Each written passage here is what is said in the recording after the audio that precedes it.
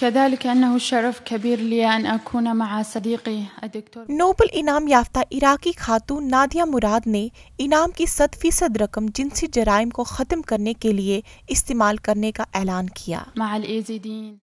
Nadia مراد نے سال 2018 کے لیے امن کا نوبل انعام جیتا تھا۔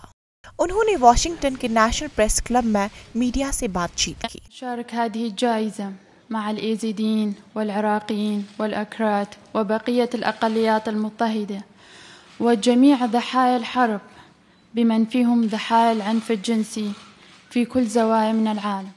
نادیہ مراد نے کہا کہ صرف اس رقم سے یزیدی خواتین کو انصاف نہیں ملے گا بلکہ اس کے لیے ایک جامع میکانزم کی ضرورت ہے۔